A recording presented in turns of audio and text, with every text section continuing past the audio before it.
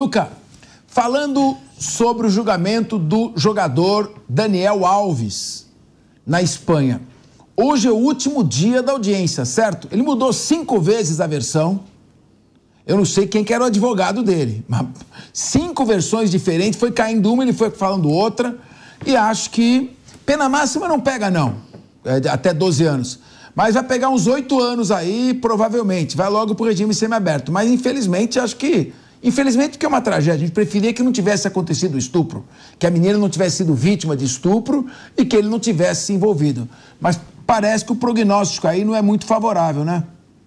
Não, Capês, realmente essa mudança de versões, inicialmente ele negou que conhecia, que tinha visto a moça, e na última versão é que estava altamente embriagado e que o sexo foi consensual. Toda essa mudança de versões ao longo do ano passado dificulta, obviamente, o caso da defesa. Mas falando sobre ontem, tivemos mais de 20 pessoas dando seus testemunhos, seus depoimentos, entre eles os amigos mais próximos de Daniel Alves, além, é claro, de sua ex-esposa, que confirmaram o seu alto estado de embriaguez, e os 2 policiais que fizeram o primeiro atendimento da vítima naquela noite, no final de dezembro de 22, exatamente mostrando, falando como eles fizeram exatamente esse encaminhamento até que a denúncia fosse concluída. Hoje tivemos a participação de todos os psiquiatras forenses, outros especialistas, peritos, que trouxeram aquelas provas um pouco mais laboratoriais que comprovaram que o material genético de Daniel Alves estava no corpo e nas roupas da moça. Portanto, a versão de que ele não a conhecia, que não aconteceu nada, ela cai por terra exatamente por conta da ciência e por conta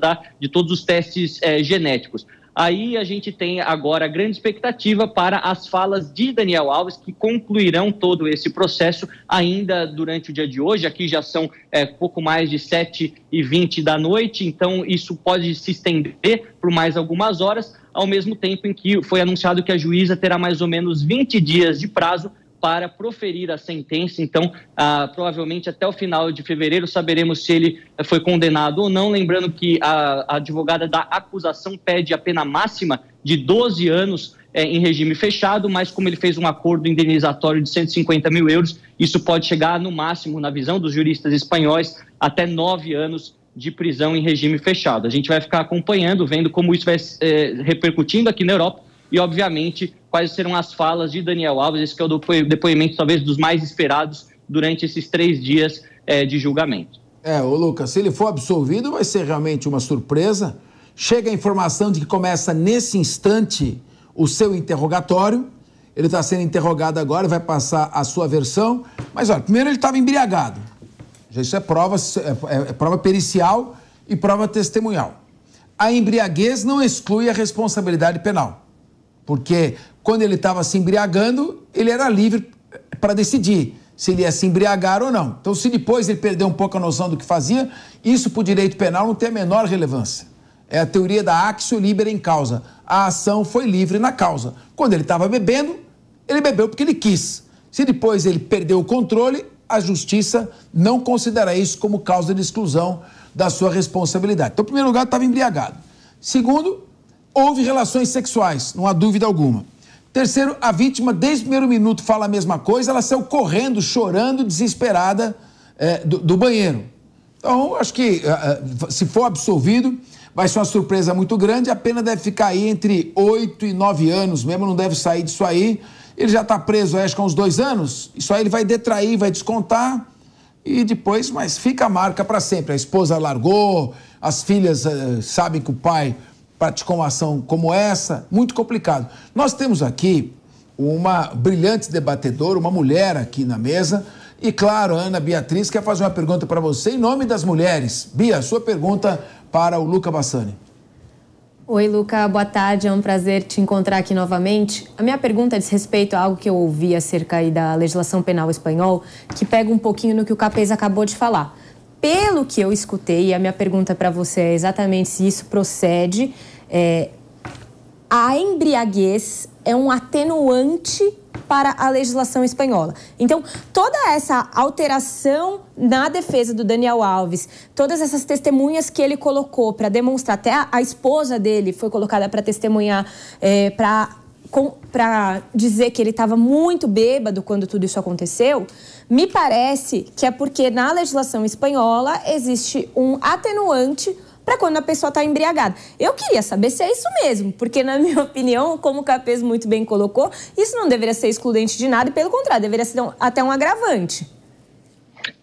Boa tarde, Bia, também. Ana Beatriz, desculpe, é bom sempre encontrá-la aqui também. A gente vê que esse argumento foi utilizado pela defesa de Daniel Alves durante as últimas semanas e, de fato, é sim considerado um atenuante caso seja comprovada por ambas as partes. E ontem nós tivemos tanto a participação da ex-esposa de Daniel Alves, a modelo espanhola Joana Sanz, confirmando que ele chegou em casa naquela noite muito bêbado, e um seu amigo que também estava junto na boate, confirmando que o consumo de álcool foi deliberado durante aquela noite, além de funcionários da boate, do estabelecimento noturno, que confirmaram que ele estava fora de si, muito agitado. Ele diz que tem transtorno de hiperatividade e o álcool, de acordo com alguns laudos médicos, pode complicar todo o controle sobre as suas faculdades mentais. Ele tenta exatamente utilizar esse argumento como um atenuante para mostrar que ele já sofre de algum problema e o álcool apenas o prejudicou ainda mais, mas eu não sei até que ponto,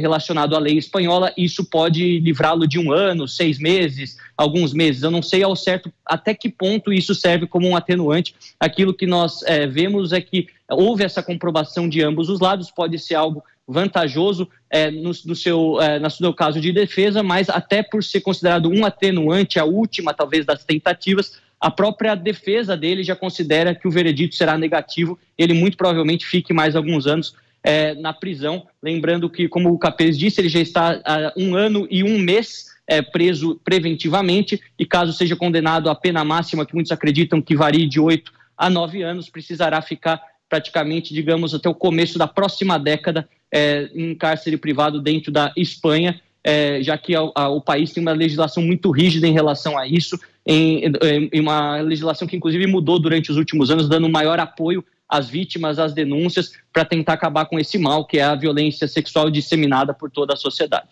Muito bem. Luca Bassani, a gente agradece bastante a sua participação. Qualquer coisa você retorna aqui. Muito obrigado. Uma boa noite a você em Munique. Boa noite. Muito bem. Ô, Bia, na verdade a legislação é a seguinte: tem embriaguez pré-ordenada. O sujeito se embriaga para cometer o crime.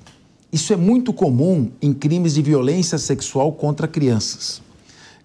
Maníacos, pedófilos, eles normalmente precisam do álcool para liberar seus instintos primevos, né, mais sexuais. Para assalto em banco, agência bancária, ações que demandam grande ousadia, normalmente a cocaína, substâncias estimulantes são utilizadas. Então, ele se embriaga para cometer o crime. Isso aumenta a pena.